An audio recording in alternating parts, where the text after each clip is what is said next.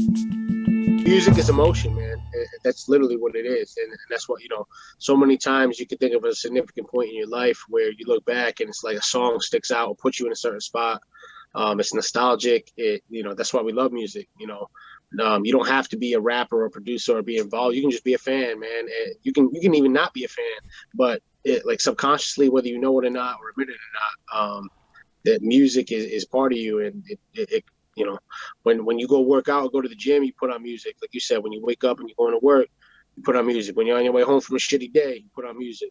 When you're in love, you put on music. When you break up, you put on music. Like, you know what I'm saying? Like, there's a song for every emotion that you have in your body, and we connect with it. And that's again, the successful ones know their audience, man, and that's what it's all about, is knowing your audience. Ooh, That's my opinion anyway. your opinion is basically real shit, though. Like, listen, I'm not saying like I'm the most insanely cool motherfucker in the world, but like I do talk to a lot of people, and it is kind of in all of our vested interest to do some foundational.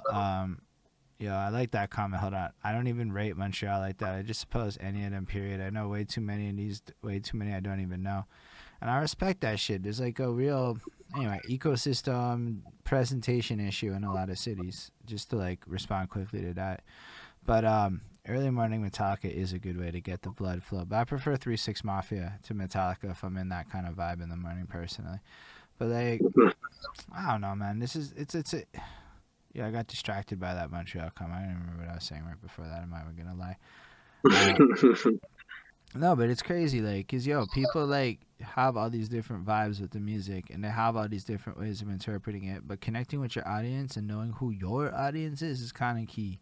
Like, I have to respect and respond to like what parts of the conversation are gonna light up a little bit more than others, and try to take note of that. Okay, people fucks with this shit more, and it's all like, yo, like, what? Something that was weird to me is when people were like stand-up comics were going on about how like without laughter in their audience, they could never figure out how a joke's funny. And I'm like, I don't know if that's true. Like, there's so many other ways to like find out if your joke is funny and shit. And like, there's just so many ways to connect, and so many different platforms and ways of running through this. And it's like, I feel like the way you approach it is just so smart. Like, you probably, like you said, you're listening to a lot of pop music now, just to understand it.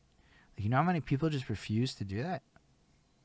Yeah, no, you can't. And I think that if you're in a spot right now where you look at it, like, because I believe me, I'm like, oh, I fucking hate Little Wayne, I fucking hate Ti. Like, I was immature, like, in that regard, like I was a grown man at that point, but like, Yeah, I'm with and you. musically or just my mind, I was closed minded. You can't be closed minded. You got to understand. Again, you don't have to be, right.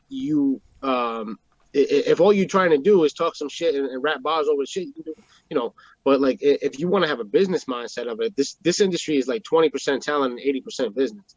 So, if you want to do something with it, then you got to understand that shit. If you don't, that's fine. But pick a lane. Don't stay in the way. Is the way I look at it, and don't try to be like, if you're really trying to make it, you gotta play the part. You know what I'm saying? So, everything means something. I've grown so much. Like, I'll give you a real good example. Obviously, with coronavirus, there's no like open mics or shows or anything. But when I was younger, like 18, going to an open mic or something like that, I would walk in the venue and I would see like 6 7 people in there, and I'm like, oh my god, this is fucking whack. What am I here for? There should be a million people here. I should be famous, right? Like that's just how an 18-year-old MC thinks. And now it's like, if I went to a venue as to an open mic, I'm taking what I can get out of, like, I'm practicing my presence, my pronunciation, my breaths. Like, I'm practicing something. I don't give a fuck if there's 0 people in there versus a million. You know what I'm Spit saying? those facts. Uh, Everything is perception. You got to try to find the silver lining, and see what you can learn from it and grow. That's why Also, you never lose. You're the winner learn. That's it. if you do have interest in coming to freestyle, we throw in a fucking weekly cipher now on Tuesdays when motherfuckers is busting raps on the Zoom call. And because it's all freestyles, it just sounds dope because it's not like songs, and it works. Yeah, yeah. Yeah, no doubt. Freestyling is something that it's like a lost art, and there's not too many really good freestylers. Like, you know, when I think of like people who are nice at freestyling, obviously, there's people who can do it, and maybe you kick a good freestyle, but like people who can do it consistently and hop on here and blow your mind, like there's like Mr. Liff, Acrobatic. Them are the two dudes who like are like close to me that I listen to. Supernatural was like one. Them dudes used to freestyle off the top. That was like how you made your name back in the day. But now it's like it's all written, No, which is no, okay. it's I'm fine with and I'm saying it like straight up on Tuesdays. I'm the one throwing this event, so I can attest for this one. that. Yeah, Everybody's off the doming it. Why? Because we're making like little conversational. We want to debate topics via freestyles, so you can't have yeah, writtens.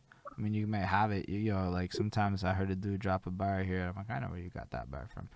But like, yeah, yeah. I'm not saying Nah, like, and I'm saying this is just an example of like an event that exists because already my audience, the guys that I know are like, I would love to see FIVE rap there. And I'm like, that's dope. Because FIVE's dope. But I'm just saying there yeah, are a few things that are starting to pop up because that like the real life stuff is gonna come back for sure at some point. But in the meantime, I got bored waiting, so I'm like, what can we do on Zoom? Zoom's dope. Zoom lets us do it. If you rapped with that sound quality over any beat right now, I'm busted. Writtens, off the domes, whatever. As long as you weren't trying to make it studio, it was gonna sound dope. It's as long as we just kind of play to the live amateur side of it, is fucking an amazing experience, man.